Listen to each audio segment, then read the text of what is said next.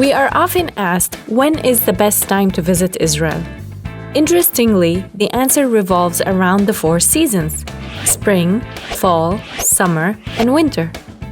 So in this video, we are going to show you the uniqueness of each season in Israel and the benefits they offer, like gorgeous scenery, lower travel costs, or uncrowded sites.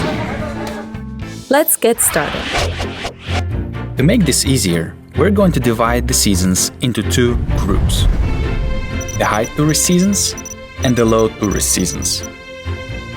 Spring and fall are the most popular seasons for tourism because of the excellent weather conditions. In the spring, the average daytime temperature is 22 degrees Celsius or 72 degrees Fahrenheit, while in the fall, the temperature is just a few degrees higher than that. Do keep in mind that there are a few exceptionally hot days, when the Sharav, a heat wave that sneaks in from the North African shores, hits Israel with hot temperatures. However, it usually lasts only a few days. In summary, the overall weather conditions of spring and fall are very pleasant and mostly rain-free.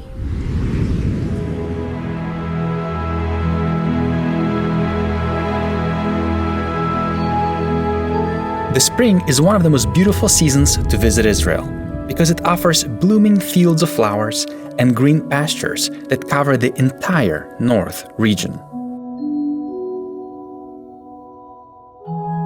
This beautiful scenery only lasts a few weeks, until the scorching sun of the summer dries the greenery, and within weeks, the green fields turn yellow.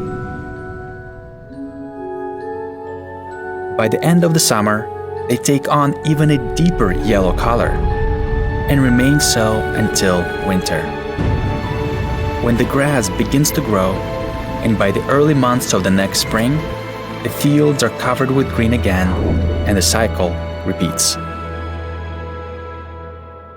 The exact same place, visited only a few weeks apart, looks entirely different.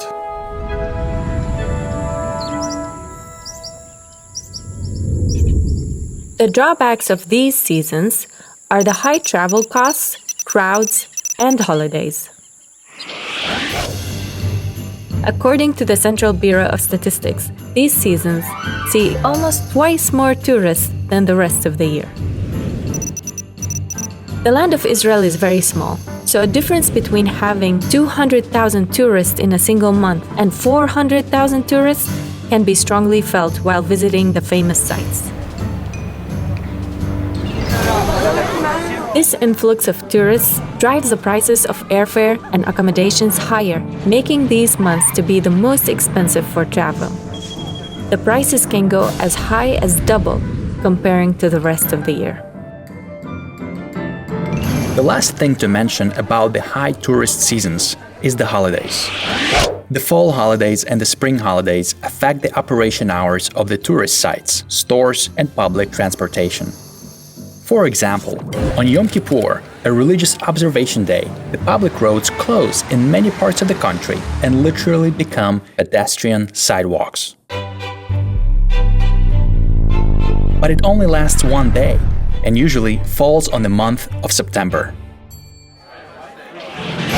Another example is the Passover holiday, when most stores in Israel stop selling products that contain leaven.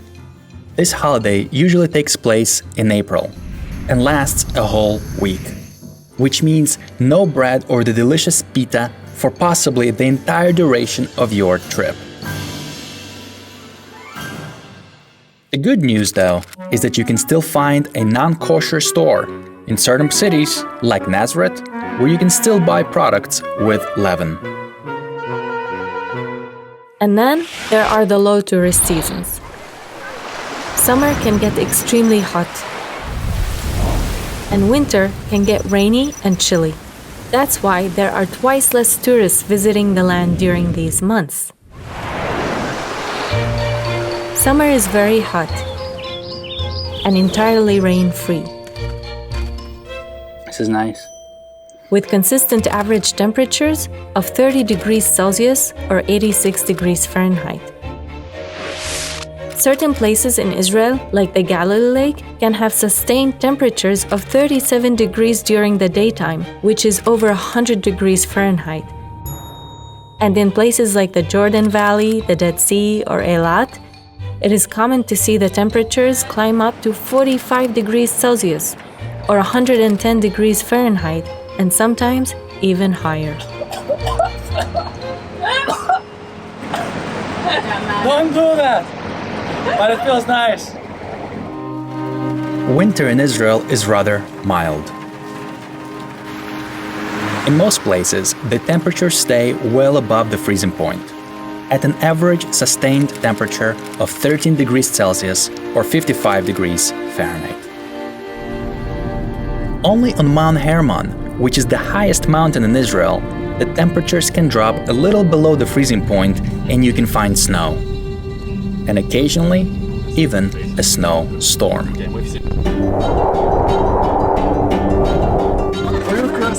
You can't see anything in front. Wow, you just see white a little bit.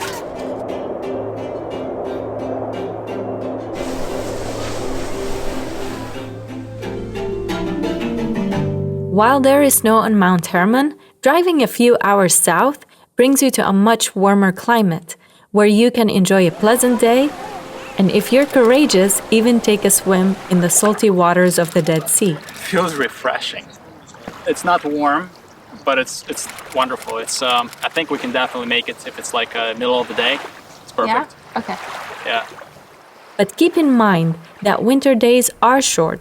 The sun rises at 7 and sets at 5, giving you only 10 hours of daylight. Winter is the only rainy season in Israel, and it can be an inconvenience when visiting many of the tourist sites. Some locations, specifically in the Negev Desert and the Dead Sea, can even close due to flash floods. On the bright side, the weather system in the winter is very dynamic, and the hard rains usually do not last longer than a few days. And when the rain passes, it can be followed by a few sunny days, giving you some time to do outdoor activities. The sunny days in the winter happen because the land of Israel is located in a very unique geographical position. It sits right in between the subpolar and the subtropical weather systems, and they play a huge role on the weather in Israel during the winter time. For example, the Siberian high brings the cold, dry air. The Cyprus low brings the heavy showers, and the North African high brings the warm days. These systems continually fight each other during the winter. One system does not let the other prevail over Israel for a very long time, causing frequent weather changes. It is time for the summary. But before we summarize the 4 seasons, make sure to visit our website where we have over 70 videos about the places you can visit in Israel, with their exact location on the map and helpful travel information, such as free parking spots, website links for opening hours and entrance fees, and full tour routes that we took in our videos that you can follow along. And all for free.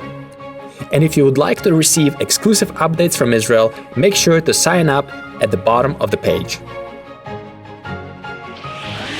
And here's a summary of the 4 seasons in Israel.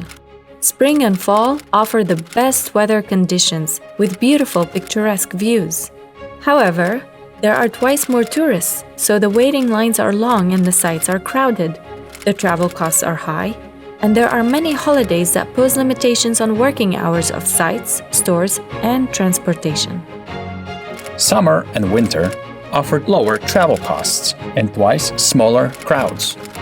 In addition, summer offers long days and winter offers the ski slopes of Mount Hermon. However, summer is usually very hot and winter can get rainy and chilly. I think we should mention this. Yeah, that's actually very important. It's a great idea. Let's do it. Yeah. Okay. Hi everyone! We have one more important thing to mention. If you want to come to Israel and see that beautiful greenery, then make sure to come early spring, even late winter, because sometimes by mid-April, all this is gone, wouldn't you say? Yeah. Yeah. So let's suppose you were a tourist. Okay. What time of the year would you come? Late May, early June, because it's at the time when the holidays have passed, and yet it's not very hot yet, so you enjoy some really nice weather, but at night it still gets a little chillier, you know? So you get like the best of both worlds, but you don't get the greenery, that's the only thing. Maybe in the north, then yes, but other than that, no. That's good. I would also come in the spring, unless it's my second time, I would come in the summer because there are no crowds here. Just like the episodes we filmed, all of our episodes we filmed either in the summer or in the winter, when there are no crowds, so the sites are empty, even though it can get really, really hot. Remember the Dead Sea episodes? It was like 50 degrees Celsius when we were running up those hills. What is it, 120 Fahrenheit? You need to drink a lot of water, put sunscreen on, put a hat. Yeah, very important. So thank you all for watching. And again, if you're looking for ideas about places that you want to visit in Israel, we've just launched a new website, snrisrael.com, where we have over 100 different places and locations with parking lots and a lot of other information that would be useful for you. Oh, and don't forget to subscribe to our channel and turn that notification bell on, so when we upload a new video, you get it as well. Till next time. Till next time.